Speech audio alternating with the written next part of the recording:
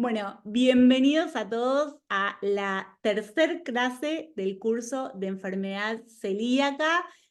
Bueno, muchas gracias nuevamente por confiar en mí, por estar aquí presentes, los que están de forma presencial y los que están de forma sincrónica. Bueno, hoy teníamos planeado un módulo de fármacos, ¿sí? Que yo les conté la clase pasada que lo iba de fármacos y de probióticos en enfermedad celíaca, temas súper interesantes y que se vienen un montón, y lo invité a disertar al doctor Juan Pablo Stefanolo, que es súper especialista en enfermedad celíaca, en microbiota intestinal. Bueno, es el gran director de todos los trabajos de investigación del hospital. Pero tuvimos que hacer un cambio de fecha porque Juanpi hoy no podía, porque tenía que viajar a dar unas clases, ya no sé a dónde. Así que lo va a dar el sábado que viene, y yo lo que hice fue adelantar la clase del próximo sábado, que es la primer clase de seguimiento. Y dentro del seguimiento tenemos la parte de adherencia y la parte de salud nutricional. Así que ahora vamos a ver la parte de salud nutricional, que sin querer queriendo, este cambio que hicimos con Juanpi me sirve porque van a poder tener mejor el hilo conductor, porque ya después la adherencia es como otra cosa. La salud nutricional ustedes ya va como, ya la vienen viendo y lo vamos a poder profundizar. Así que bueno, la idea de esta clase es poder ver el módulo 4 y el módulo 3 lo pasamos para el 4. Después, por otro lado, les quiero agradecer a todos los que estuvieron presentes en el taller, a la comunidad de enfermedad celíaca. La verdad que para mí es un espacio súper importante. Creo que, no sé, ustedes han visto las preguntas que van surgiendo, lo importante y cosas que nosotros damos por sentado, que no están dadas por sentadas, y, y la verdad es que es un acompañamiento muy importante. Así que bueno, no sé si alguno tiene alguna reflexión y la quiere compartir antes de comenzar con la clase, o alguna pregunta que haya quedado. Estoy abierta a escuchar y a responder.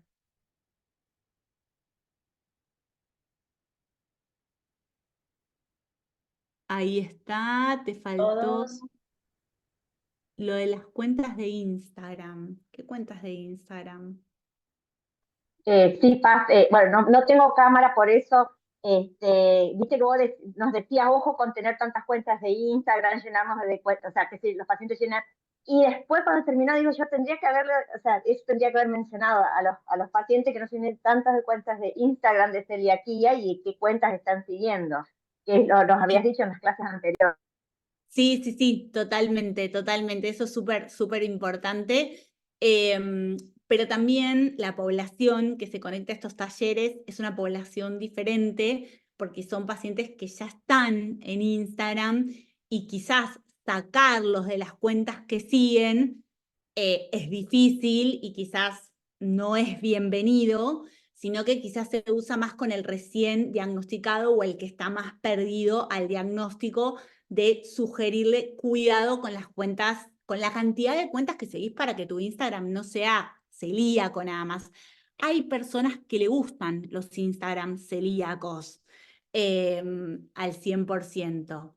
El tema fiambre suelto, ¿alcanza con que antes de mi pedido hayan cortado fiambre sin TAC para ser seguro? Mira, yo siempre digo que la máquina esté limpia, y una de las estrategias que les doy a los pacientes es que le pidan al almacenero o al fiambrero que le corte 2 o 3 fetas y que ponga un film y que siga cortando el resto. Cuando llego a casa, las 2 o 3 fetas que tengo abajo del film no, siempre digo film, del separador, se las doy a otra persona de la familia, ¿sí? Y no las come el celíaco. Entonces ahí tengo más seguridad de contaminación.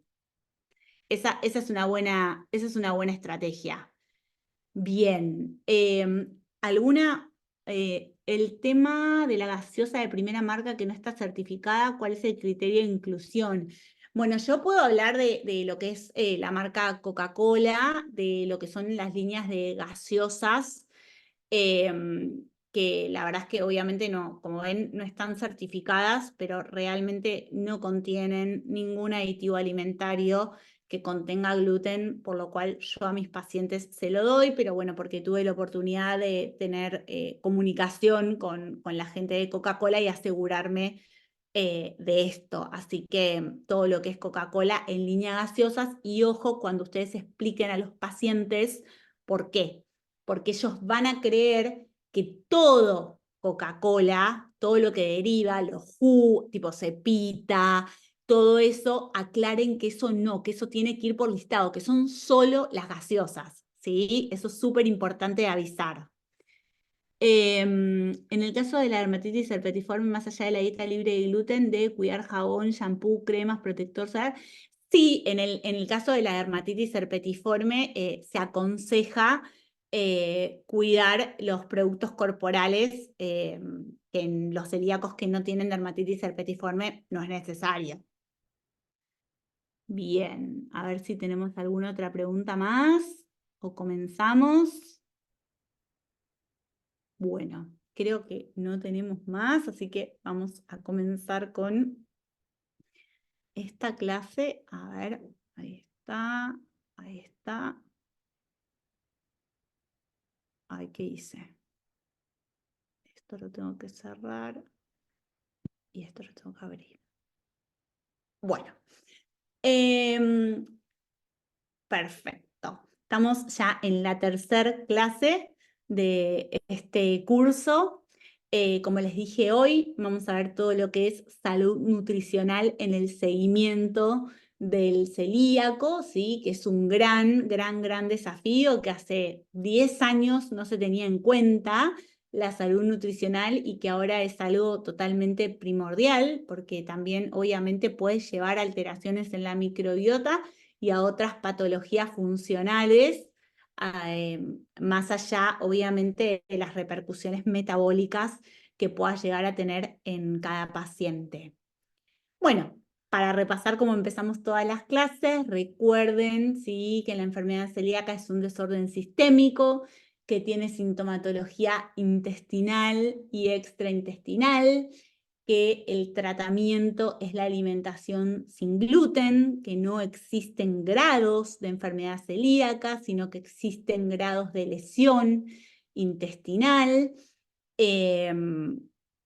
Y obviamente, sí, de estar atentos siempre a que los diagnósticos sean correctos y que hoy en día el diagnóstico tiene que ser por anticuerpos y por biopsia duodenal. Bien, cuando hablamos de la enfermedad celíaca, tenemos que remarcar que en la actualidad el único tratamiento eficaz es la alimentación sin gluten, que es dificultosa, afecta la calidad de vida, es costosa, bueno, tiene un montón de barreras, ¿sí?, que las vamos a ver próximamente y que por eso, sí, se están investigando diferentes tratamientos, estrategias alternativas para poder cuidar al celíaco de la contaminación cruzada y del control de marcas, que es lo que generalmente más limita la calidad de vida del celíaco.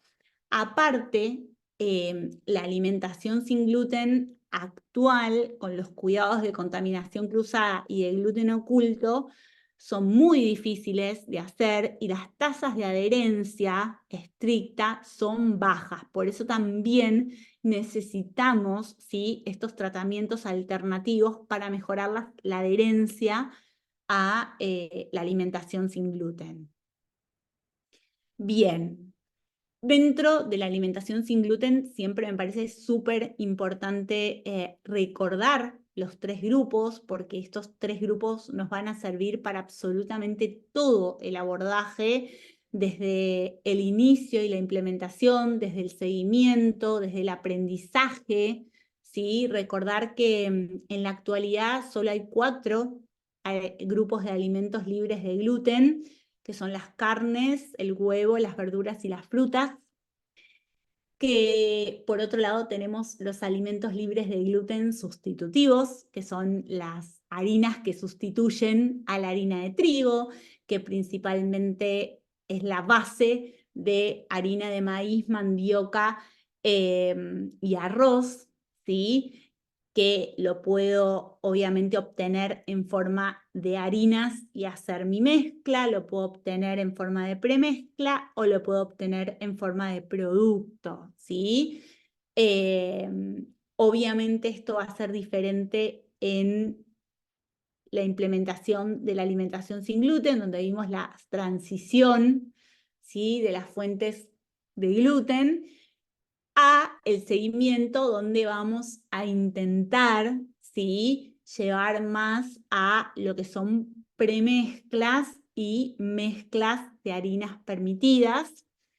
Y por otro lado están los alimentos sin gluten industrializados, que como yo ya les dije, no son, no entran dentro de la categoría de alimentos procesados, ultraprocesados. No, acá, o sea, tenemos todos los alimentos ultraprocesados y procesados. Acá estamos pensando en que el alimento pasó por la industria alimentaria y que puede haber sido contaminado o puede tener un aditivo alimentario, ¿sí? Que lo hace que contenga gluten y que no tenga el logo sin gluten, ¿sí? Más allá de que obviamente dijimos que en la actualidad todavía tenemos que constatar con los listados de ANMAT o con el listado de la Asociación Celíaca Argentina.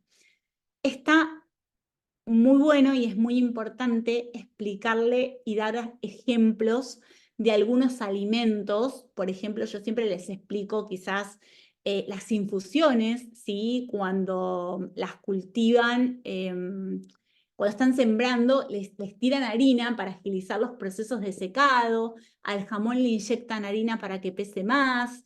Entonces, como darles explicaciones de por qué pueden llegar a tener esos alimentos, ¿sí? Gluten que uno nunca se imagina, más allá, ¿sí? De que se utilice como un aditivo alimentario, que siempre hay que aclarar que es un aditivo alimentario, ¿sí? Que ayuda a sostener el alimento en el tiempo, a mejorar la consistencia, bueno, todo lo que es un aditivo alimentario es importante poder explicarlo.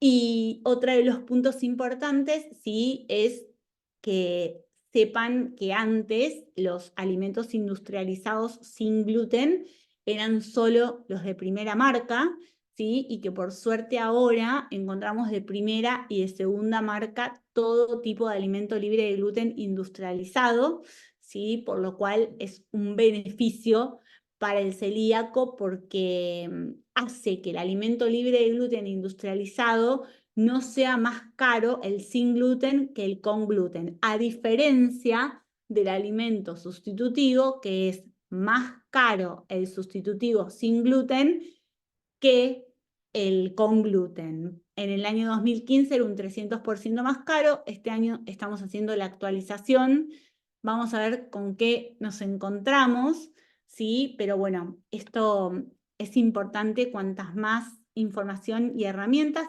siempre, como les digo, una herramienta por vez y tomarse el tiempo para poder explicarla. Bueno, la alimentación sin gluten, por ser alimentación sin gluten, no quiere decir que solo tengamos que excluir el trigo, avena, cebada y centeno, sino que tenemos que ir más allá, tenemos que buscar una alimentación saludable, ¿sí? Porque el paciente no es solo celíaco, ¿sí? Sabemos que estamos viviendo en un mundo donde hay muchos trastornos inflamatorios, donde hay muchos trastornos metabólicos y que tienen que ver con la alimentación, ¿sí? Entonces, no exponer al celíaco únicamente a la exclusión del gluten, sino tomarnos el tiempo, ¿sí? De dar un apartado específico a lo que es salud nutricional.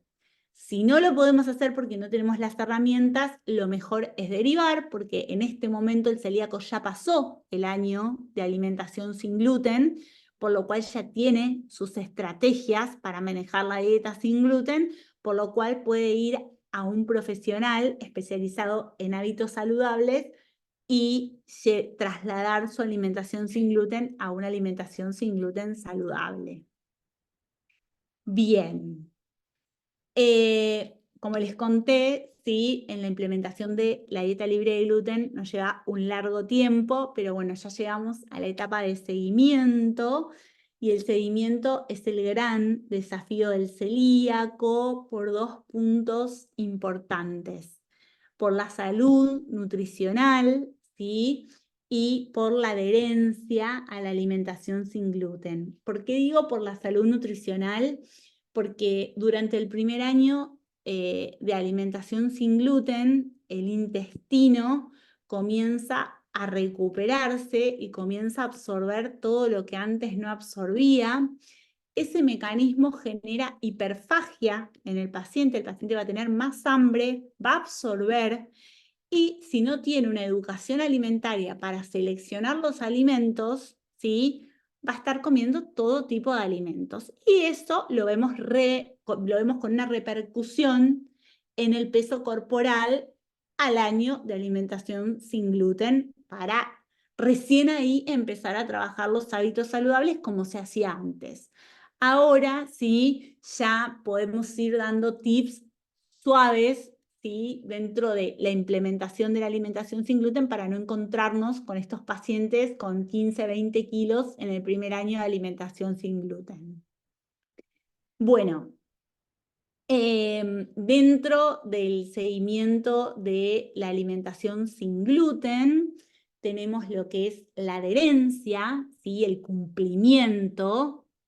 Tenemos diferentes métodos disponibles para medir la adherencia, que los vamos a ver la clase que viene o la otra, donde van a ver que son como 8 y vamos a ver qué tienen a favor y qué tienen en contra cada uno, hasta llegar al test de referencia. ¿Por qué no les digo gol estándar? Porque todavía no hay un gol estándar para medir la adherencia. Recién, o sea, podemos tener un test de referencia, o sea, que dentro de los que tenemos, el que más validez tiene, más sensible y más específico es, pero tiene limitaciones, por eso no llega a ser gol estándar.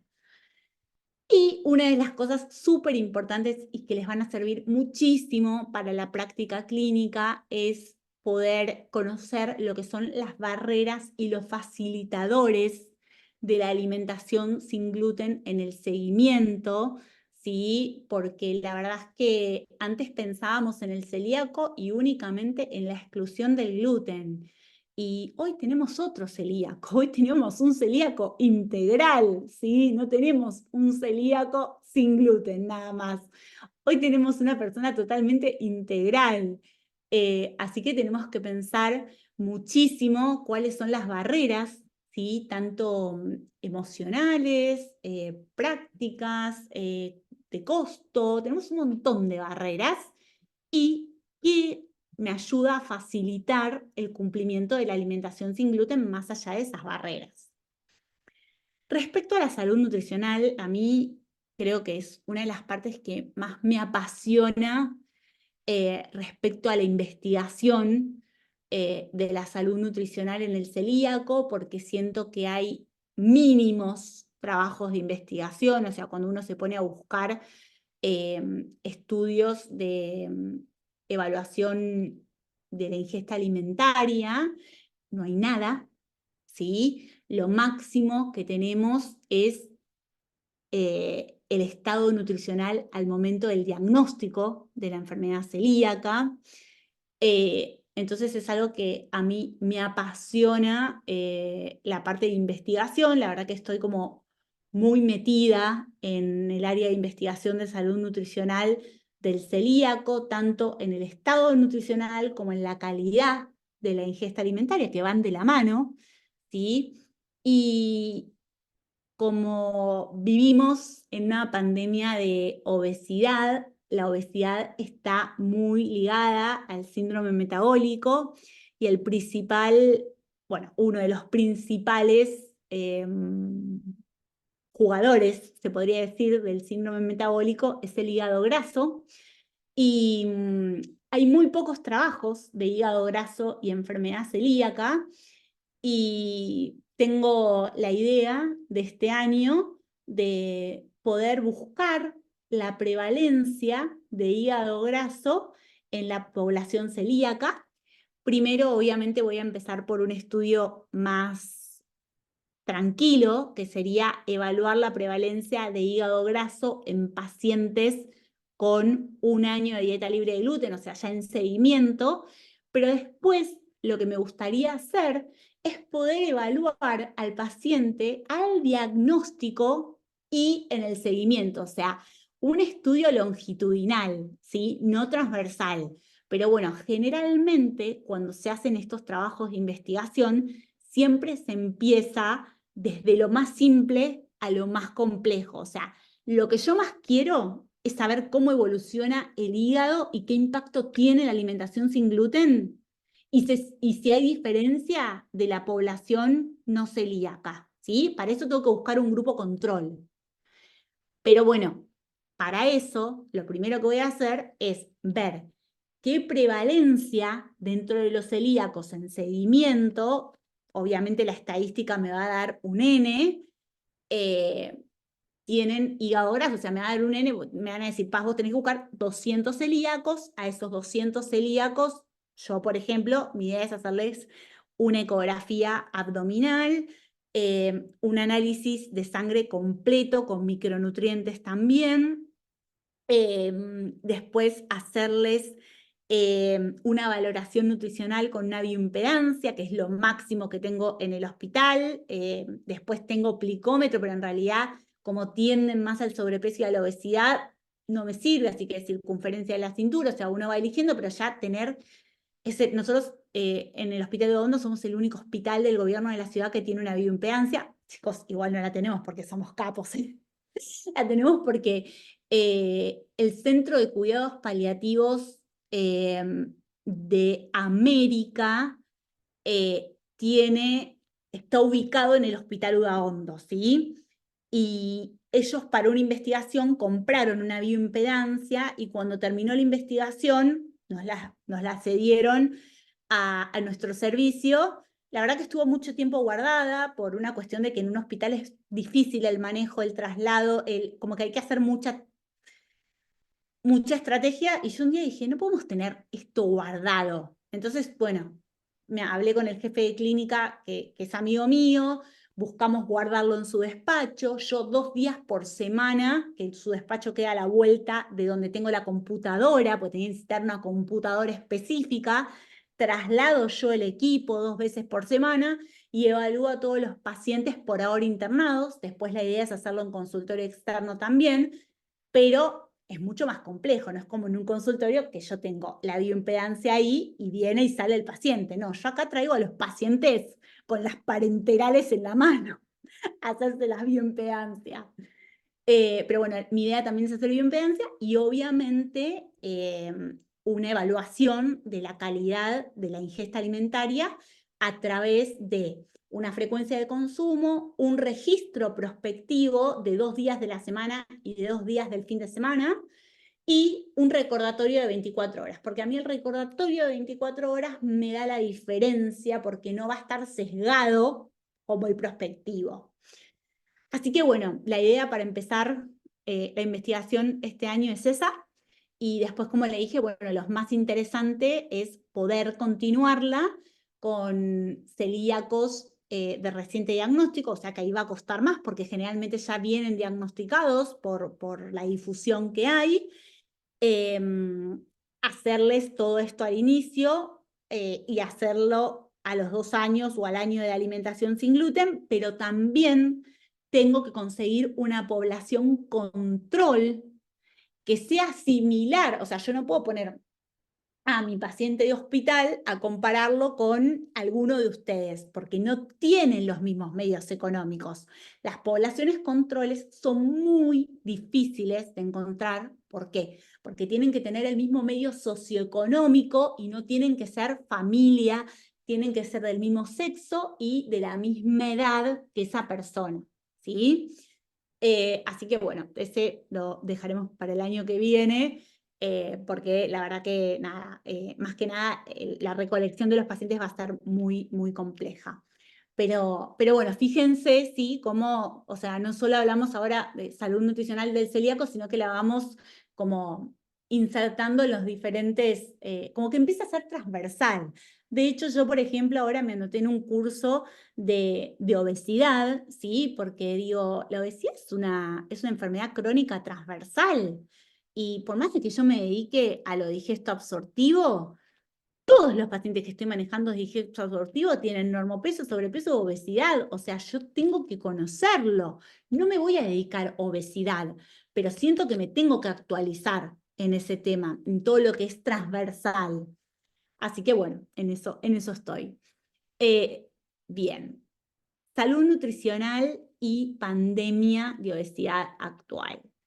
En la Argentina, como ustedes saben, seguramente más que yo, 6 de cada 10 personas tienen exceso de peso y creo que 1 de cada 3 niños escolarizados tienen también exceso de peso. Lo de los niños no se los puedo asegurar. Este es un dato de la Sociedad Argentina de Nutrición, ¿sí? Y como yo les expliqué, ¿sí? Nosotros al tener formas extraintestinales de presentación, recibimos a todos estos pacientes, a todos estos 10 pacientes. Y fíjense que 6, o sea, más de la mitad, presentan sobrepeso y obesidad. Supónganse que 2 presentan normopeso y que 2 presentan bajo peso y se correlaciona con los datos que yo les mostré la primer clase que ahora los vamos a repasar, ¿sí? Pero yo lo que les quiero transmitir todo el tiempo es que la enfermedad celíaca no escapa de la nutrición general, ¿sí? Que es una patología que tienen que saber lo fisiopatológico, pero que vale muchísimo, ¿sí? Que los que se especializan en sobrepeso, obesidad, hábitos saludables, puede tratar tranquilamente a un celíaco. Ahora, sí, obviamente no van a poder medir quizás la adherencia a la alimentación sin gluten, pero tienen colegas a los cuales les pueden derivar, entonces no se asusten ante la llegada de un celíaco, porque con un celíaco se puede hacer un montón de cosas, ¿sí? Lo que quizás están más limitados es en medir la adherencia, ¿sí? Pero saben que pueden derivar, o sea, como yo derivo para hacer una antropometría a alguien, ustedes pueden derivar para hacer una evaluación de adherencia y no tienen por qué perder ese paciente, ¿entienden? O sea, que no le llegue un celíaco y lo larguen, no, tómenlo. Y si necesitan reforzar algo, interconsulta, ¿sí? Porque creo que todos tenemos que trabajar un poco más. O sea, a mí no me gusta esto de que pasaba anteriormente, ¿no? Que vos eras el referente en esto y nadie más, y nadie podía tocar a un paciente, porque creo que todos los que estamos acá lo hemos vivido en algún punto, y la verdad es que a mí, desde ese lugar, no me gusta. A mí me gusta que todos tengamos la posibilidad de atender a todos los pacientes, eh, más si nos gusta, ¿sí? Y que tengamos las estrategias, ¿sí? Para decir, che, yo acá no puedo, te lo derivo. O por ejemplo yo, ¿sí? Viene un paciente celíaco, ¿sí? Que ya está súper controlado en todo, pero viene por salud nutricional. Bueno, yo me voy a fijar, a ver, si este sobrepeso y esta obesidad están dentro de un contexto que yo pueda manejar emocional, pedagógico, genial. Si no, yo lo derivo al instante, ¿sí? O sea, imagínense, yo derivo celíacos. Entonces, a mí lo que quiero que se lleven mucho de este curso es esto de, no tengo que ser especialista para poder tratar. Tengo que estar formado y saber hasta dónde puedo llegar y hasta dónde no. Y que si yo le derivo para hacer una interconsulta por adherencia, el paciente va a volver a mí, ¿sí? Eso está buenísimo. O, por ejemplo, yo, si derivo un paciente para salud nutricional, se va a seguir con el otro nutricionista y una vez por año va a venir a verme a mí por la adherencia, ¿sí?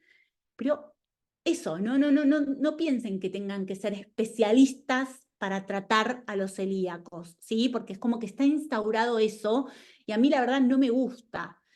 Por eso decido hacer estos cursos donde la verdad es que siempre me dicen, no mostres tanta información, no mostres tanta información. Le digo, pero chicos, es la información y todos tenemos disponibilidad, o sea, todos tenemos el derecho a aprender, ¿sí? Entonces a mí la verdad que nada, no me molesta para nada compartir absolutamente todo lo que yo pueda compartir para que todos podamos trabajar con todos los pacientes. Bien, como yo les decía, vivimos en una pandemia de obesidad, ¿sí? Previamente a esto, nada, recordarles las formas de presentación, pero más que nada para que sepan que actualmente la más prevalente es la subclínica, donde hay anemia, osteoporosis, alteración de las transaminasas, infertilidad. Menos prevalente, ¿sí? Es la sintomática, que se relaciona más con el descenso de peso, ¿sí? Esta es la que se relaciona más con el normopeso, sobrepeso y obesidad. Y después, bueno, los grupos de riesgo y la potencial, que son otra cosa. Ahora, como yo les dije, piensen esto, piensen en la pandemia de obesidad. Tenemos 6 de cada 10 argentinos con sobrepeso y obesidad. Estos 4 no sabemos si tienen normopeso o bajo peso. Entonces, miren esto. Ah. Estos trabajos, ¿sí? Que están hechos a partir del 2006, ¿sí? No puse los más actuales porque la verdad es que los iba a volver locos y el cuadro la verdad que no me alcanzaba, pero todos dicen exactamente lo mismo. Fíjense que un 60% tiene normopeso, un 30% tiene sobrepeso y obesidad y un 10% tiene bajo peso. Ahora me van a decir, bueno, Paz, pero vos acá tenés más normopeso que la población general, que tiene más sobrepeso. Bueno, pero acá sí juega un poco la mala absorción. Lo que yo les quiero decir es que la mala absorción no juega del todo porque no es continua y se absorbe. Entonces me mantiene muchos pacientes en normopeso y muchos pacientes en sobrepeso y obesidad. ¿Qué es lo que pasa? Cuando uno analiza estos pacientes y lee estos trabajos, estos pacientes normopeso, generalmente, si vos le preguntas el peso habitual, vienen de un exceso de peso, ¿sí? ¿Por qué? Porque en la enfermedad celíaca continúa al diagnóstico la pérdida de peso. El tema es que como vivimos en una pandemia de obesidad, partimos de esos 6 cada 10 argentinos con obesidad, los que pierden peso pasan al normopeso, por eso tengo mucho más normopeso acá, y un bajo porcentaje tienen bajo peso. No sé si se entiende, si se entendió como la pandemia de obesidad y cómo lo traslado acá, ¿sí? O sea, hay más normopeso porque hay pérdida de peso, ¿sí? Del que tenía sobrepeso y obesidad, y porque aparte, obviamente, hay secciones del intestino que están lesionadas y que, bueno, no es tan continuo para generar un bajo peso, pero sí para ir a un normopeso. Bien, esto me parece súper importante porque siempre mostramos datos internacionales y a mí siempre me interesa que ustedes sepan que nosotros, por lo menos en la población del Hospital Udaondo, manejamos los mismos números, un 60% de normopeso. Tenemos un poquito menos de exceso de peso y un poquito más de bajo peso. ¿Por qué? Porque tuvimos el error, el sesgo en la investigación de incluir pacientes internados, que todos estos trabajos no lo hicieron, solo fueron pacientes de consultorio. Pero bueno, estamos cerca, ¿sí? Así que Y yo lo que estoy haciendo es recolectar de todos los trabajos de investigación que se hicieron para otras cosas, que son casi, no sé, 600 pacientes, el estado nutricional al diagnóstico, para poder actualizar esto que es el 2019. Pero bueno, nada, lo voy haciendo a poco porque obviamente lo que es investigación lo tengo que hacer los fines de semana, en mis tiempos libres, y es traerme cajas con hojas del hospital, porque las investigaciones están hechas todas en papel. Ir pasando a la computadora, es súper difícil hacerlo sola, porque si tengo a alguien al lado que me va dictando, es genial, voy escribiendo, pero no, estoy sola. Por eso yo siempre les digo a los médicos del grupo, ustedes son un montón, no me exijan a mí, porque a veces me piden todo en un instante. Y yo les digo, esperen, porque soy una, ¿entienden? Y soy una para atender a los pacientes, una para ver los pacientes de externos, una para hacer las investigaciones, una para la docencia, ¿sí? Y por eso quiero que haya más, ¿sí? Porque podríamos hacer un montón de cosas. Bien. Esto que les había mostrado también la vez pasada, que son pacientes malnutridos, ¿sí? Donde hay un déficit de vitaminas y de minerales, ¿sí? Y que este trabajo es el de Mulder del 2015, que en mi computadora está, es este trabajo. Fíjense, 60% normopeso, 30% exceso de peso y 10% bajo peso. Y fíjense, micronutrientes, ¿sí? O sea, yo tengo la mayoría de los pacientes con normopeso o incluso exceso de peso, o sea, 60 y 30, pero tengo déficit de B6, déficit de zinc, déficit de hierro, déficit de ácido fólico, déficit de B12, ¿sí? Entonces, nada, saber que hoy nos vamos a encontrar con celíacos malnutridos, caracterizados por un exceso de peso o normopeso con pérdida de peso. Yo siempre digo esto, normopeso con pérdida de peso, porque si se ponen yo de hecho en el trabajo que voy a hacer ahora voy a poner la pérdida de peso, porque es súper importante, porque si no se las estoy contando yo y ustedes no saben de dónde lo saqué, ¿no? Voy a poner las pérdidas de peso, porque son normopeso con pérdida de peso, o sea, nombre y apellido, ¿sí?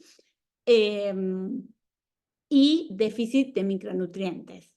¿Pero por qué? Porque yo ya les había contado, ¿sí?, que la lesión típica del celíaco es la lesión completa de duodeno y las primeras porciones del yeyuno, y después es parchada, ¿sí?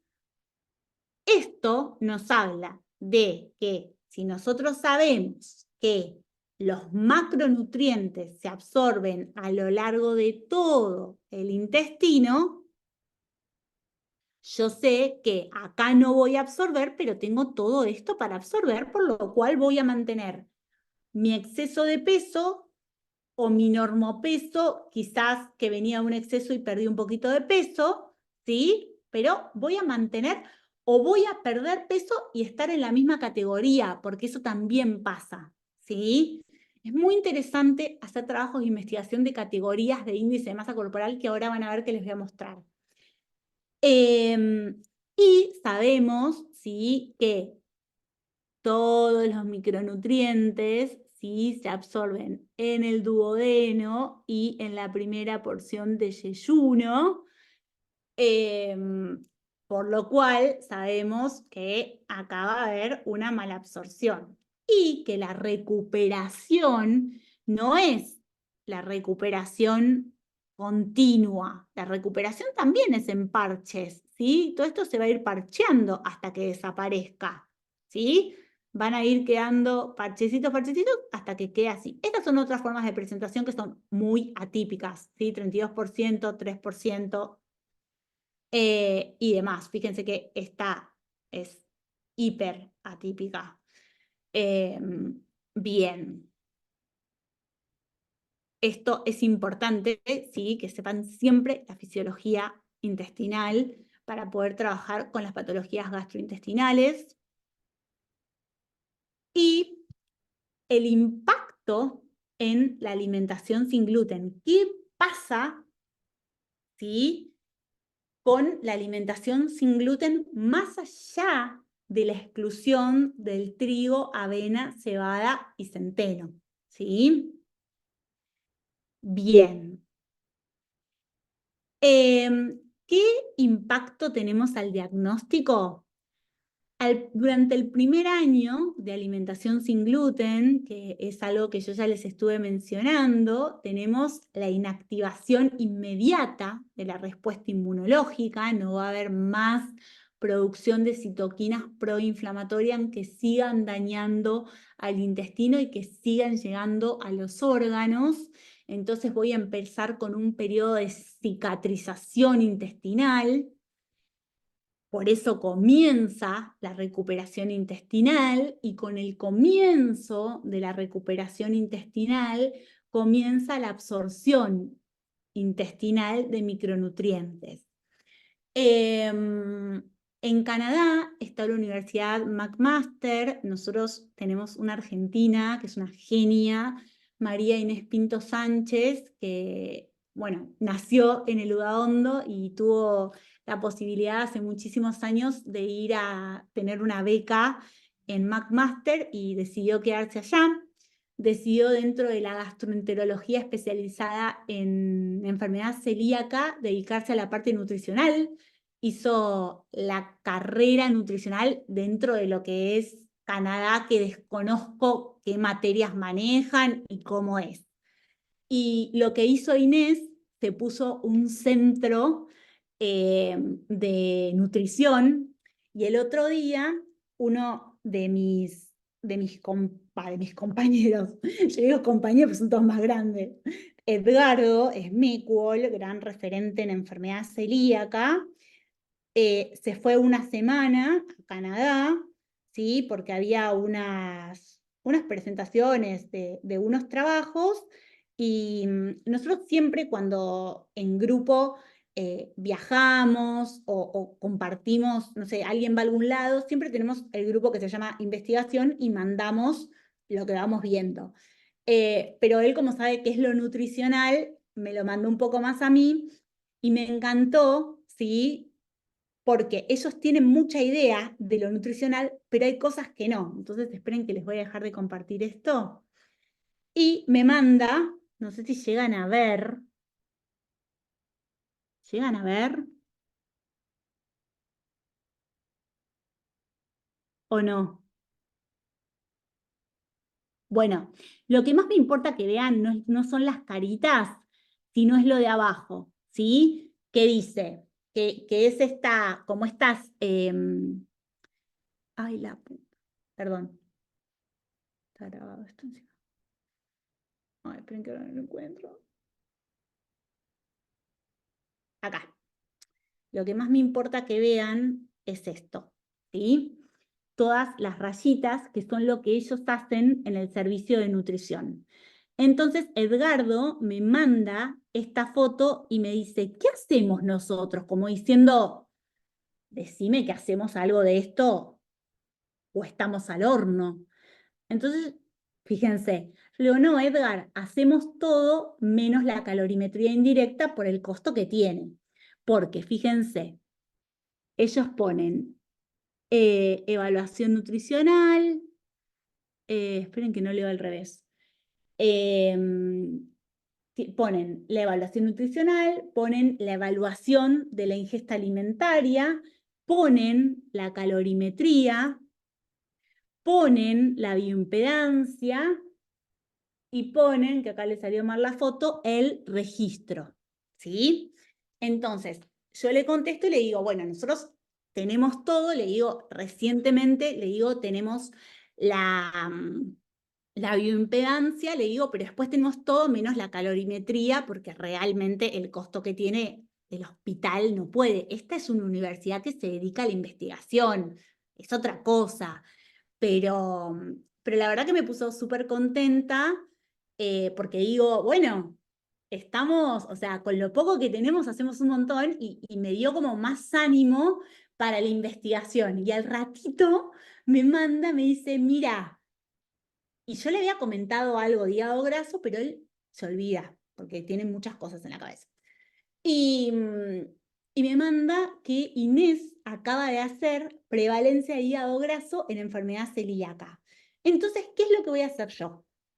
Yo lo primero que voy a hacer, no me voy a lanzar a hacer el trabajo. Voy a hablar con Inés y le voy a decir si le interesa que ese trabajo sea multicéntrico. Y para una publicación internacional, un estudio multicéntrico tiene mucha más fuerza que un trabajo hecho en un solo centro de investigación, ¿sí? Así que bueno, nada, me tengo que poner a hablar con ella a ver qué fue lo que evaluó y si yo tengo las mismas herramientas para poder hacerlo y hacer, replicarlo acá en Argentina. Bien. Bueno, comienzo de la recuperación, bueno, y esto les decía, por esto, absorción intestinal. Inés estudió muchísimo, muchísimo el zinc, el selenio, tiene trabajos divinos, después se los voy a pasar. Y la realidad, sí, que nosotros acá en Argentina no podemos por una cuestión de costos, pero está, o sea, no está recomendado porque no lo dicen las guías, pero estaría bueno, ¿sí? Más allá de que no sepamos cuánto se absorbe, suplementar a los celíacos con micronutrientes durante el primer año. O sea, esas son las conclusiones de los trabajos de Inés que hizo de zinc, de selenio y demás, que sabemos, ¿sí? Que hay una poca absorción, ¿sí? Porque son tan importantes las funciones que cumplen que vale la pena suplementarlos igual pensando que la recuperación va a ser en parches, ¿sí? Durante el primer año específicamente. Y después, durante el resto del tiempo, si vemos que hay deficiencia, suplementarlo. Acá, chicos, en Argentina, les soy sincera, es imposible. La gente no tiene plata para andar comprando el suplemento de zinc, el suplemento, o sea, en hospital, olvídense. Y en consultorio privado tampoco, ¿sí? Pero bueno, nada, estamos hablando de otro mundo y un mundo donde ellos manejan investigación y no son una universidad de investigación, ¿sí? Bueno, esto que les contaba, el intestino, ¿sí? Cuando empieza a absorber, empieza a tener la hiperfagia como mecanismo compensatorio, ¿sí? Que esto, si nosotros no lo educamos bien, es lo que nos da los picos, ¿sí? De aumento de peso. Tenemos un gran campo dentro de la industria de alimentos sin gluten, ¿sí? Tenemos una gran evolución, que ahora la vamos a ver. Sabemos y no podemos escapar, por eso digo, o sea, la pandemia de obesidad sigue estando, no es porque sea celíaco, no va a vivir en este ambiente obesogénico, ¿sí? Va a estar. Y también va a estar la historia alimentaria, o sea que yo soy celíaco y ahora me olvido de mi historia alimentaria y de mi historia de composición corporal. No, voy a ser el mismo. Entonces, el profesional me tiene que tener en cuenta en ese sentido. No me puede tratar como una persona recién nacida, ¿sí? Y eso pasa. Entonces, por eso le digo que es tan importante ir despacio, porque profundizar todo esto lleva, o sea, esto ya es el segundo año, imagínense. Bien. Impacto en el estado nutricional. Como les dije, tenemos al diagnóstico, ¿sí? Esta distribución. Y lo que se observó, bueno, acá me faltaron los numeritos porque se los intenté poner, pero me sacó el power. Este estudio nosotros lo hicimos longitudinal. Evaluamos a los pacientes al momento del diagnóstico, se presentaban con esta distribución de IMC, tenían un IMC promedio de 21, ¿sí? Y eran 56 pacientes. Estos pacientes, ¿sí? El 93% de los 56 pacientes Luego de 2 años o más de dieta libre de gluten, incrementaron su peso corporal, acá peso corporal, esto significa que el 93% incrementó su peso corporal, pero que también modificaron su índice de masa corporal. Acá les estoy hablando de años atrás, ¿sí? Donde no se tenía en cuenta, ¿sí?, la educación alimentaria más presente en el primer año de diagnóstico, y a partir de estos estudios empezamos a tomar más conciencia. Fíjense que todo surge de la alimentación, de la investigación, ¿sí? Cuando yo veo esto, digo, no, no puede ser, no puedo permitir que en 2 años lleguen a esto. Y fíjense esto, qué importante, ¿no? Antes nosotros nos preocupábamos cuando nos llegaba un bajo peso, digo, no, ya lo tengo que suplementar, ¿qué hago? ¿Qué hago? ¿Qué hago? ¿Qué hago? Bueno, del 16% que teníamos con bajo peso, todos se fueron a la categoría de normopeso. Por lo cual, si a mí me llega un paciente con bajo peso, yo me tengo que preocupar porque tenga apetito conservado, ¿sí? Que realice las 4 comidas, que sean completas y esperarlo, ¿sí? Porque estos son 2 años.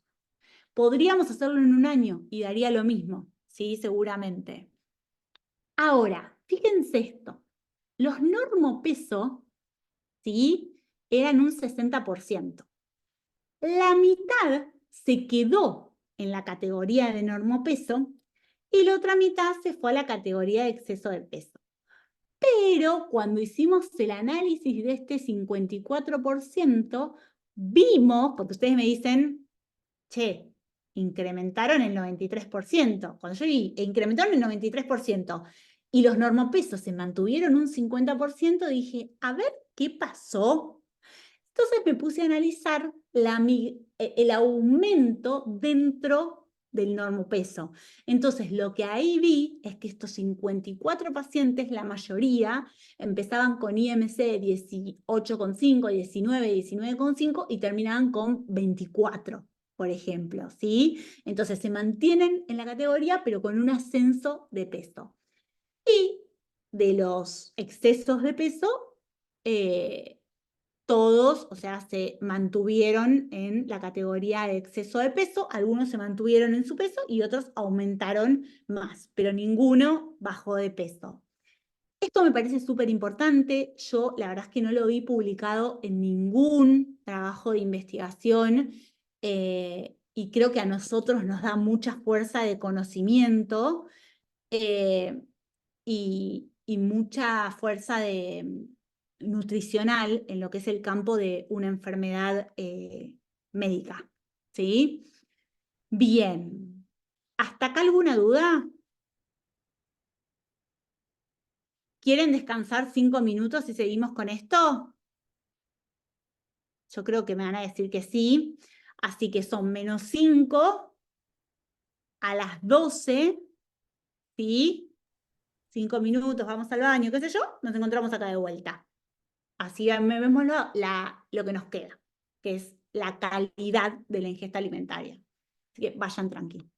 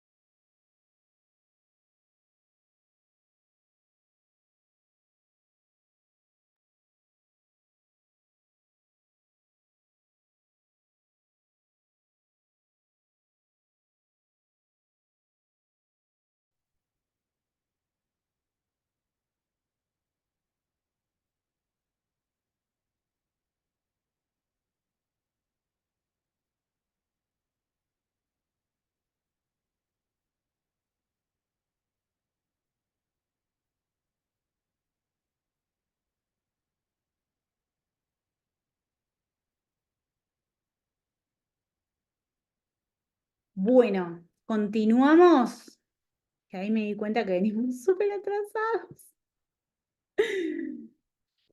Ahí estamos, esperen que voy a compartir la pantalla.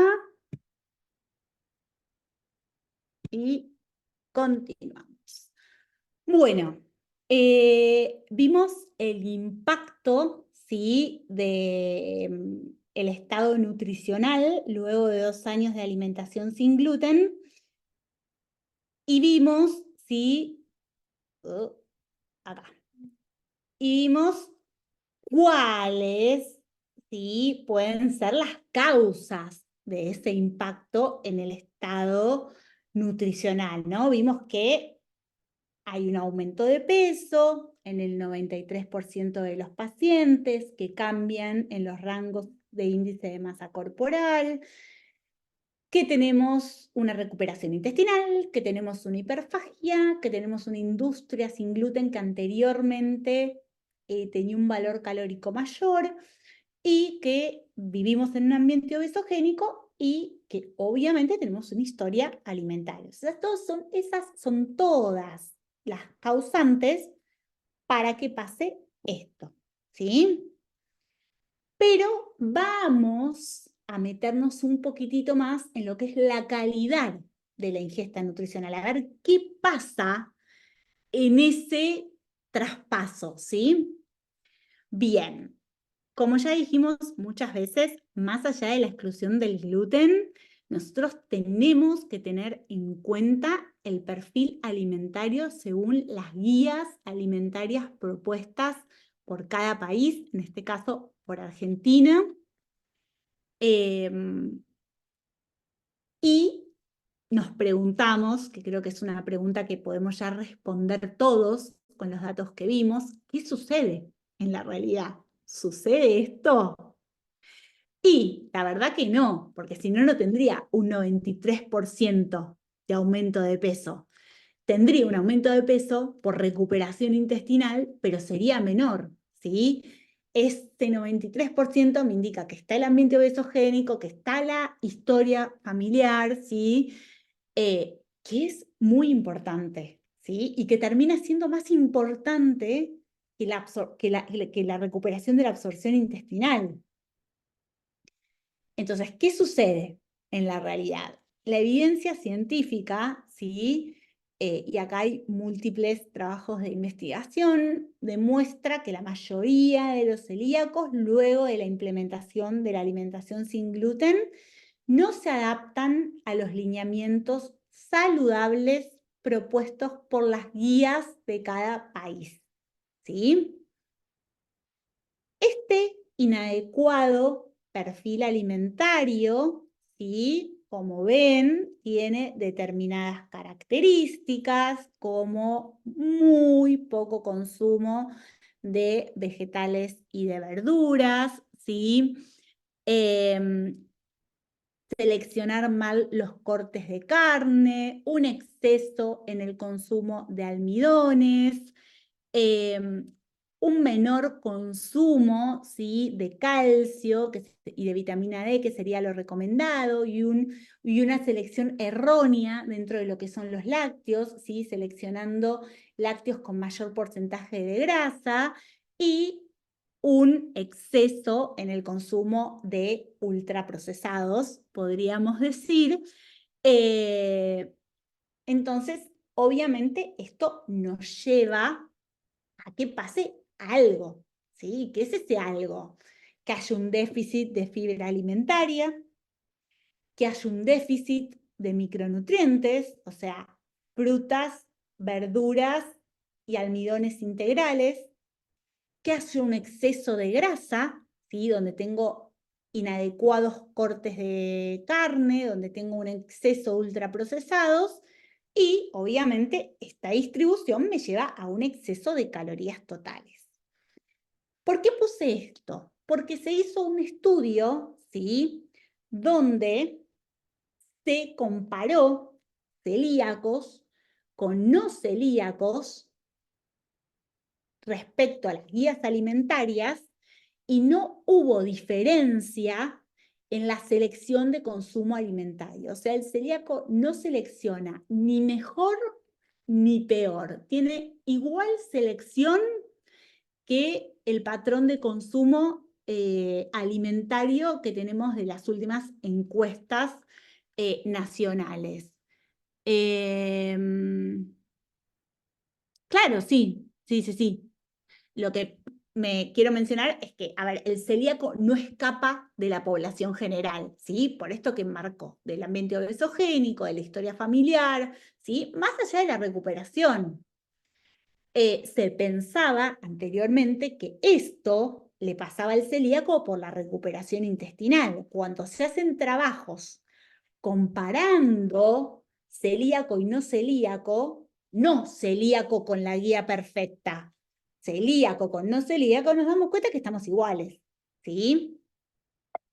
Por eso digo, es más importante el ambiente obesogénico y la historia personal de alimentación que la recuperación intestinal, porque si no habría diferencia entre el celíaco y el no celíaco. No, no, la del 2018. Bien, entonces, ¿qué es lo que pasaba? Acá voy a ir un poco a contarles toda la historia, que la verdad que es muy interesante. Cuando empezó el mundo sin gluten, las harinas eran refinadas, o sea, teníamos harina de arroz, maíz y mandioca, harinas blancas. Estas harinas, estas premezclas y estos alimentos que se hacían con estas harinas no estaban enriquecidos por ley como si lo estaban, como si lo estaba la harina de trigo. Entonces ahí tengo desbalance de micronutrientes. Una harina tiene micronutrientes, la otra nula. Y teníamos productos, el mismo pan tenía más grasa en el celíaco y menos grasa en el no celíaco. ¿Por qué? Porque yo necesitaba darle consistencia a esa preparación, ¿sí? Esto obviamente generaba una gran limitación y hacía que los alimentos libres de gluten, ¿sí? Fuesen de menor calidad nutricional. Con el tiempo, ¿sí? Con el tiempo, las harinas refinadas son fortificadas, ¿sí? Que es diferente a enriquecida. Enriquecida es por ley. Y fortificada es porque yo, productora libre de gluten, quiero agregarle los micronutrientes. Entonces ya muchas harinas, ¿sí? Arroz, maíz, mandioca y premezclas vienen fortificadas. Algunas sí, otras no. Después, empezamos a tener harinas de elevada calidad nutricional, ¿sí? Entonces no tenemos solo harinas refinadas, ¿sí? Tenemos harina de sorgo y de mijo de los cereales, pseudocereales, trigo sarraceno, quinoa, amaranto, de frutos secos, harina de almendras, de semillas, de legumbres, ¿sí? Tenemos todo.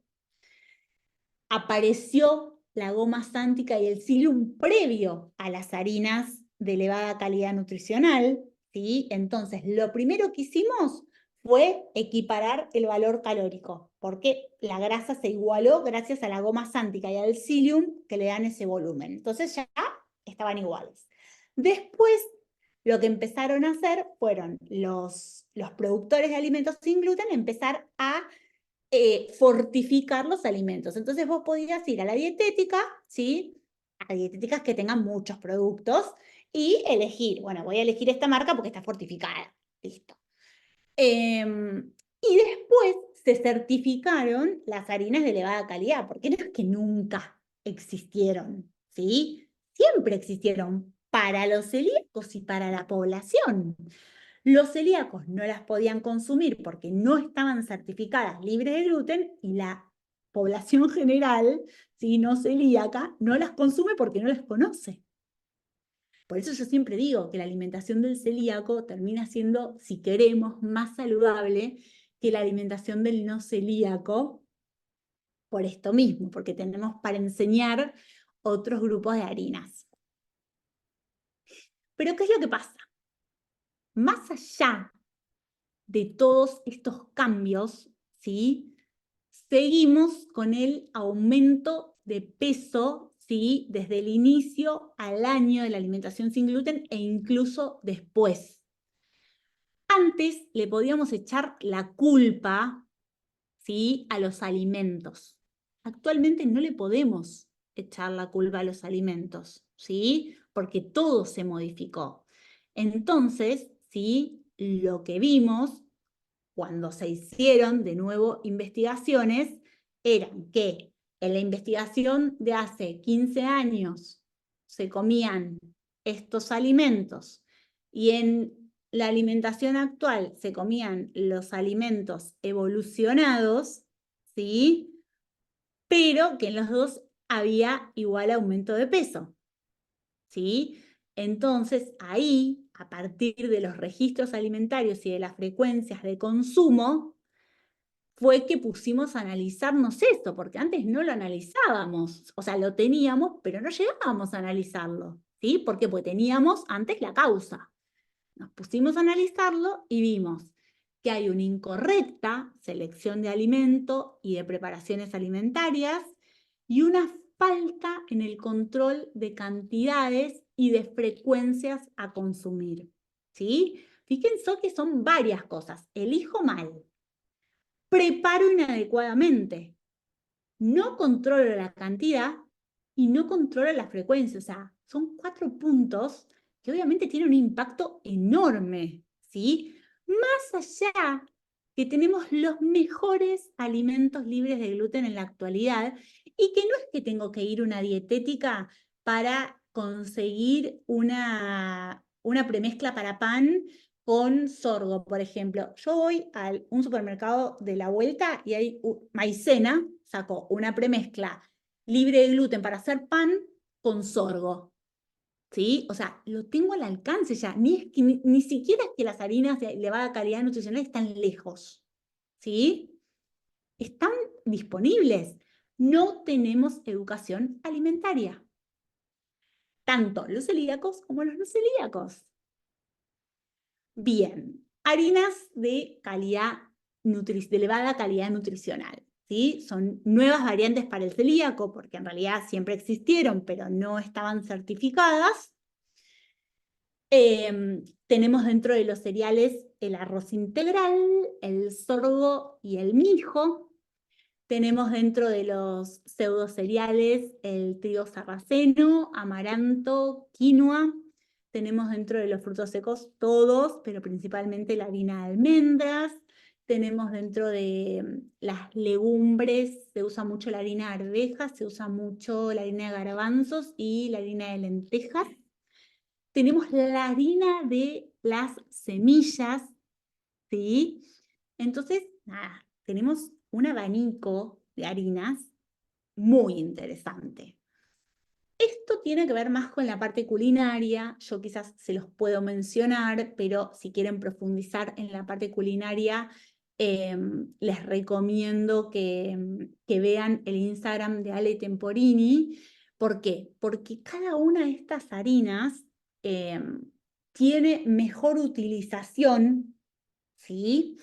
En determinadas preparaciones. Por ejemplo, el sorgo y el trigo sarraceno son más utilizados para panes y pizzas, todo lo salado.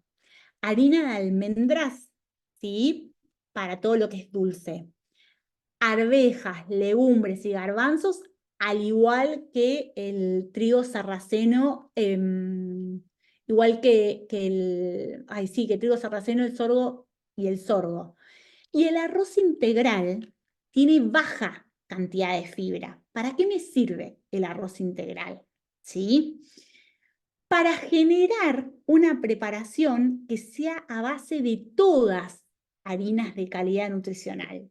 Porque al principio yo tengo mi base, que puede ser con una premezcla o con el mix de harinas, magoma, sántica y psyllium, y le voy a sacar un porcentaje y lo reemplazo. Ale siempre dice, empiecen por porcentajes bajos por la palatabilidad, por el gusto. Siempre ella sugiere un 5% para ir reemplazando. De hecho, nosotros sabemos que el pan integral con trigo tiene aproximadamente un 70% de harina blanca y un 70% de harina integral, o sea, no es todo integral. Entonces empieza así, y empieza a elevar porcentajes después ella. Pero el arroz integral nos sirve, al tener menos fibra, es más manipulable y es más suave el sabor. Entonces, en vez de usar premezcla o mezcla de harinas, podemos usar el arroz integral de base y después jugar con todas las harinas de elevada calidad nutricional en porcentajes, ¿sí? Obviamente que hay que saber hacerlo, ¿sí? Yo se los digo de la boca para afuera, ¿sí? Porque lo veo y estoy con Ale todo el tiempo y la verdad que es espectacular. Pero les recomiendo el Instagram de ella porque no hay una preparación que no esté enriquecida. Y otra de las cosas que nosotros le tenemos que decir a los pacientes es que sí o sí tienen que enriquecer, tienen que fortificar las harinas, o sea, no puede faltar una harina de calidad nutricional porque las harinas no están enriquecidas, salvo que yo haya comprado una premezcla que esté, que esté fortificada. Si yo compré una premezcla que esté fortificada, puedo zafar y no usar nada de esto. Ahora, si yo uso el mix de harina con psyllium y con goma sántica, como usa Ale, sí o sí le tengo que poner esto, ¿sí? Para llevarlo al mismo nivel que la harina de trigo. Después, si quiero más porcentaje, voy elevando, ¿sí? Pero mínimo llegar a que sean iguales. Entonces, queremos, o sea, necesitamos, ¿sí?, que se haga ley el enriquecimiento de las harinas. ¿Por qué? Porque si no, mientras tanto, lo tenemos que hacer de forma manual. Y es muy difícil que el paciente quizás lo pueda hacer o lo entienda. Celebro las marcas como Maicena y un montón de otras marcas que ya lo tienen incorporado en una premezcla, ¿sí? Y está bueno que estudien el mercado de alimentos sin gluten porque ustedes tienen que aconsejar, ¿sí? Entonces ustedes tienen que ya saber que esa premezcla viene con sorgo, ¿sí? O que una premezcla ya viene con los micronutrientes. Lo tengo que saber a eso. Bien. ¿Cuáles son las características, ¿sí?, de estas harinas de elevada calidad nutricional, ¿sí? Lo que nos dan estas harinas de elevada calidad nutricional, ¿sí?, son un aporte de fibra dietaria, ¿sí?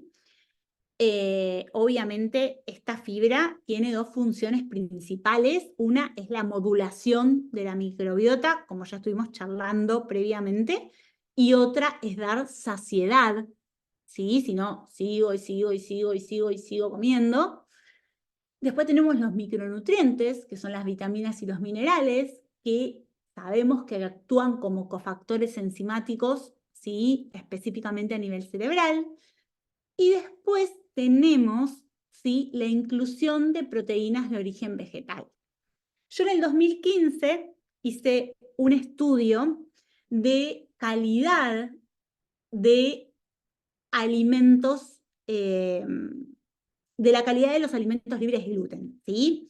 Y lo que vi es lo que totalmente vemos hasta ahora, que el valor calórico total, como ya existía la goma sántica y el psyllium, eran iguales, que el contenido de grasa era igual, que el contenido de hidratos era igual, pero que el celíaco tenía en sus alimentos menos fibra, menos micronutrientes y menos proteínas.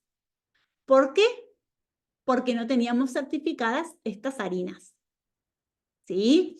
Entonces, un celíaco que consume carnes, bueno, la parte proteica estaba cubierta, pero la parte de micronutrientes era al celíaco que le teníamos que decir, mirá, sí o sí, o sea, teníamos que estar más atentos a las frutas y a las verduras porque era nuestra única fuente. ¿Entienden? Para micronutrientes y para fibra. Y obviamente que no estaba bueno, porque yo acá solo ponía 2 dibujitos, ¿sí? Frutas y verduras. Entonces, ahora, cuando estoy haciendo este estudio de nuevo de costos, voy a aprovechar y voy a hacer el de calidad nutricional. Entonces, voy a comparar, por ejemplo, premezclas y productos listos para consumir que tengan las harinas de elevada calidad nutricional, a ver si ya nos acercamos un poquito en proteínas, en micronutrientes y en fibra. Pero fue muy bueno porque yo en ese estudio me senté en la computadora y dije, ¿qué pasa? O sea, entendía la fibra, entendía los micronutrientes, las proteínas, dije, bueno, está bien, son el 85% gluten, tienen menos, pero las podrían suplementar. No sé, no entendía. Tampoco entendía al principio el por qué el valor calórico total era igual la grasa y los hidratos. Después hice asociación con el psyllium y la goma sántica, investigando. Después, también investigando, llegué a esta conclusión relacionada con las harinas de elevada calidad nutricional, pero me encanta cómo va cerrando todo. ¿Vieron?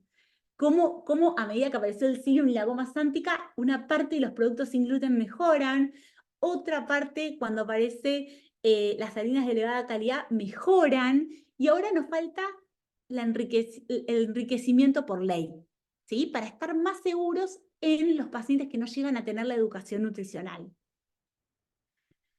Bien, obviamente en un contexto saludable, porque yo me paso hablando de estas harinas de elevada calidad nutricional y el paciente hace así, ¿sí?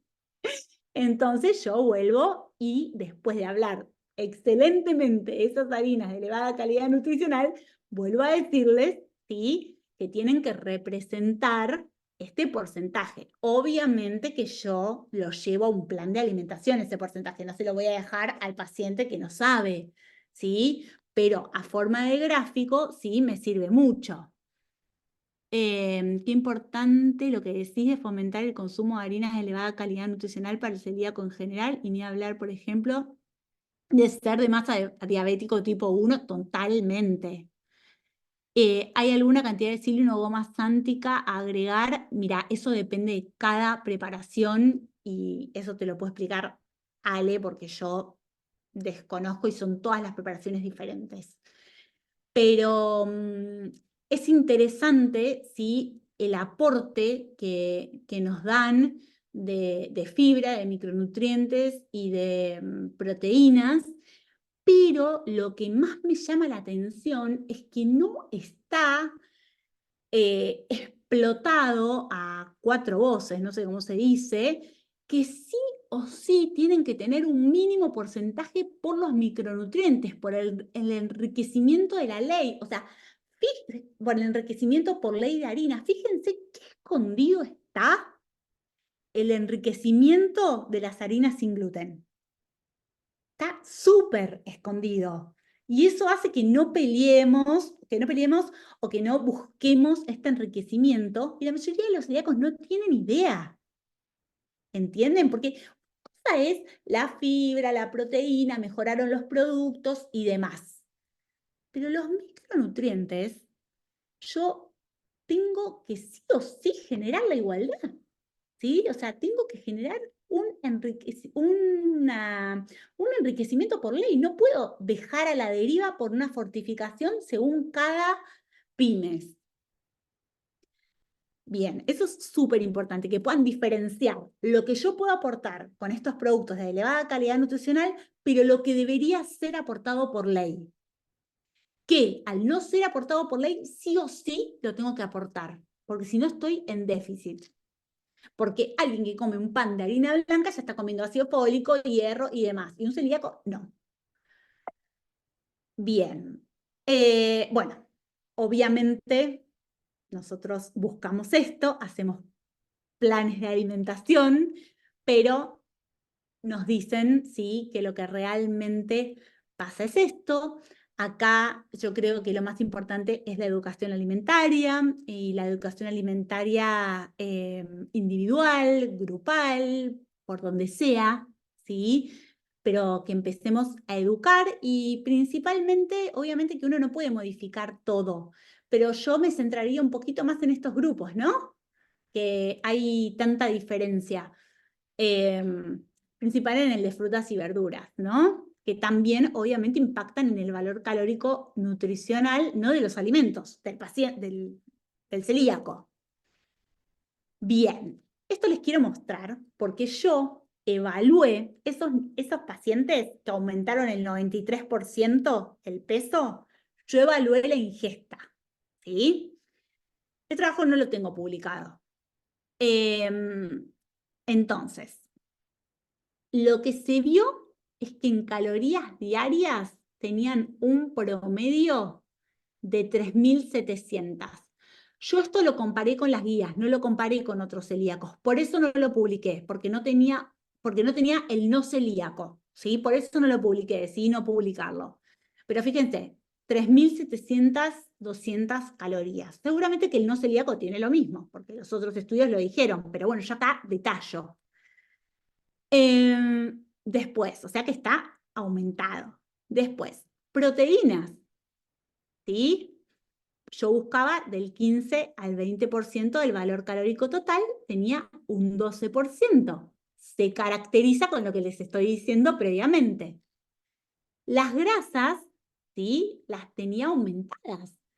¿Pero con qué se relacionan las grasas? Con el valor calórico total, con la distribución del valor calórico total, hidrato, proteína y grasa. No voy directo al alimento. Acá, en las proteínas, puedo pensar en el alimento, ¿sí? Pero acá, sabiendo que los alimentos tienen igual contenido de grasa, digo, acá es la selección alimentaria. Colesterol, obviamente, también aumentado, la fibra disminuida, característica de los alimentos, pero también de la selección nutricional, porque tenemos las frutas y las verduras. Sodio estaba aumentado, pero la verdad es que, nada, seguramente en la población general también lo tenemos aumentado.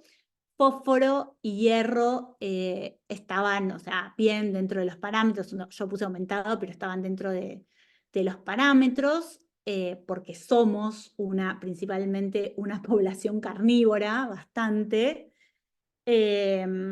Bien, el zinc. ¿Ven lo que les decía de Inés? Inés me hubiese marcado esto, que yo en ese momento, en el 2019, no lo marqué. El zinc está bajo, ¿sí? Y la importancia que tiene el zinc como micronutriente es importantísima. Entonces, fíjense que no era importante solo suplementarla al inicio de la alimentación sin gluten. Yo acá la debería tener suplementada, ¿sí? En este país obviamente no puedo, pero fíjense cómo me lo justifica el análisis alimentario. Esto es frecuencia de consumo y registro, no, esto es frecuencia de consumo y registro alimentario. La vitamina C baja, bueno, tenemos el resto de las vitaminas, el folato bajo, ¿sí? O sea, ya sé que no escapa de la población general, ¿sí? Pero les quería mostrar cómo, o sea, no decir la evidencia científica, o sea, que otros hicieron un trabajo, que lo tenemos acá en Argentina hecho. Por lo cual, ¿sí? Todo esto se da por una inadecuada educación alimentaria, por lo cual tenemos un largo camino por recorrer, ¿sí? Tenemos nuevas variedades de harinas sin gluten con un adecuado perfil nutricional, tenemos que saber cómo y dónde usarlas. Tenemos un inadecuado consumo de frutas y verduras, entonces tenemos que estimular quizás la manera de ingresar a la alimentación y no decir lechuga, zanahoria. Bueno, a ver, hagamos alguna preparación que la pueda llegar a contener e ir haciendo una transición. Exceso en el consumo de alimentos ultraprocesados, tanto en la población celíaca como en la población no celíaca. Bajo consumo de lácteos descremados, que es lo que les mencioné. Tenemos elevado consumo de lácteos con elevado tenor graso. elevado consumo de sodio y de carnes rojas, y limitación en la ingesta de agua. O sea, todo esto, ¿sí?, es el perfil alimentario que se observó en la población celíaca. No difiere de la población general, pero tampoco difiere de los que le mostré en la población celíaca de un centro de referencia, ¿sí? Sí, siempre laboratorio con micronutrientes, siempre. Entonces, fíjense, ¿no? Qué importante. Bien. La educación alimentaria tiene que ser integral porque no existe un adecuado y persistente marketing de alimentos saludables, ¿sí? La calidad de las materias primas no es la adecuada, tenemos altos grados de procesamiento, tenemos muchos aditivos alimentarios, ¿sí? Y déficit en determinados nutrientes. Esto estamos hablando de los alimentos ultraprocesados, ¿sí? Que el celíaco no escapa de eso, chicos. Nos tenemos que basar en una educación nutricional enseñando, ¿sí?, a consumir alimentos naturales o procesados. ¿Qué significa? Hacerme la torta de manzana en vez de irme a comprarme un cuadradito de torta de manzana, porque no es que voy a dejar de comer la torta de manzana, ¿sí?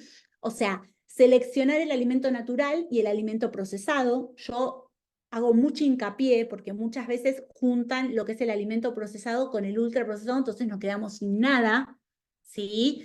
Entonces, ojo, veamos bien la definición de lo que es un alimento procesado. Bueno, grado de procesamiento, cantidad de alimentos, aditivos alimentarios, que todo eso lo dice la definición de alimento procesado, ¿sí?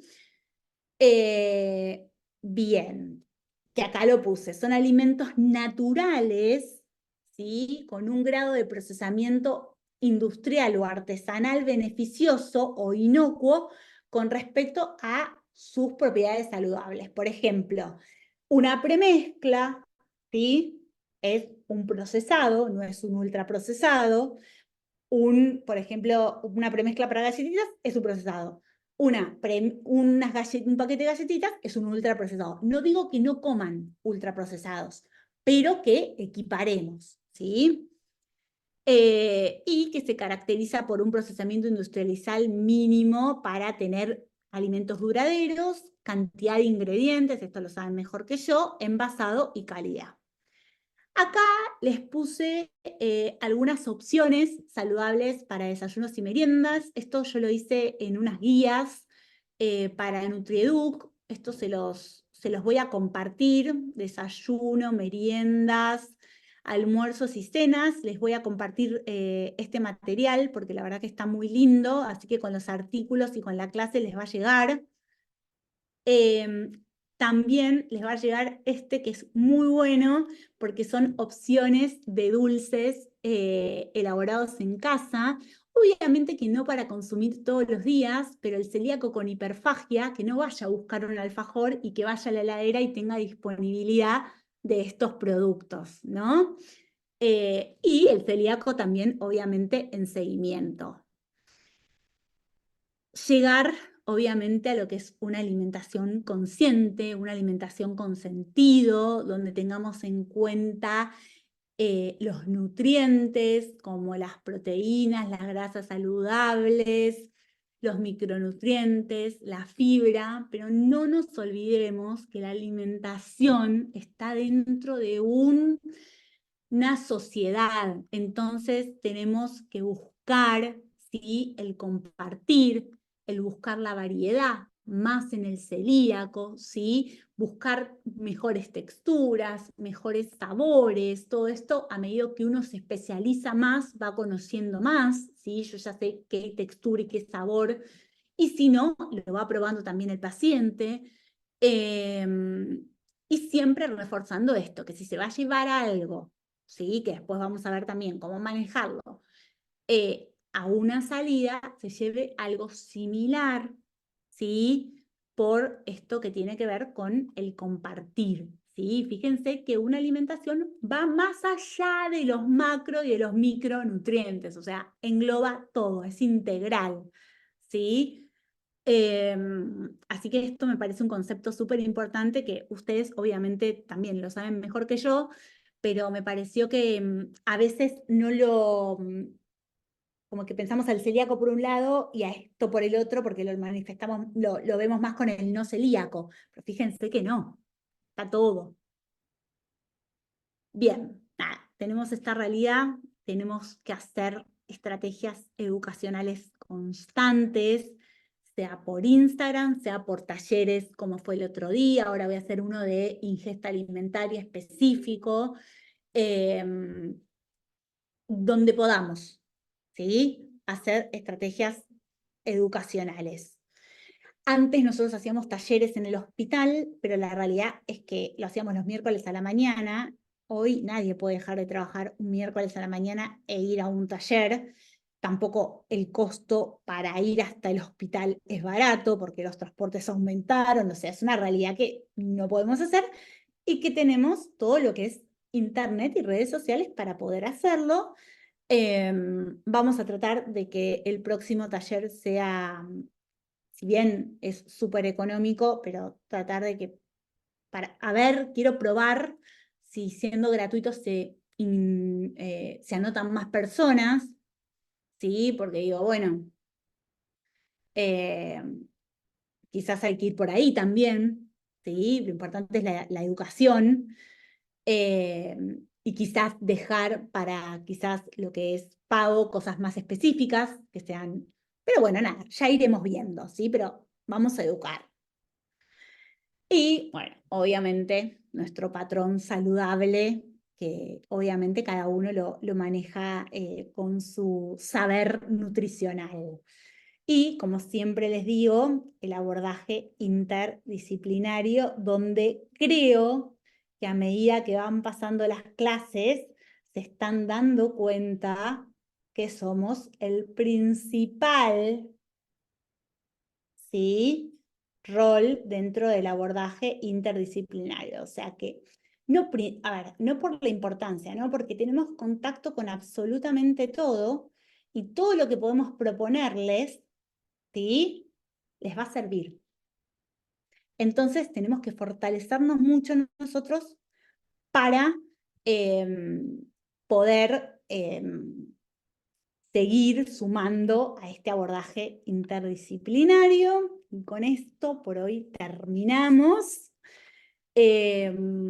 Bien, no sé si tienen, sí, si tienen alguna duda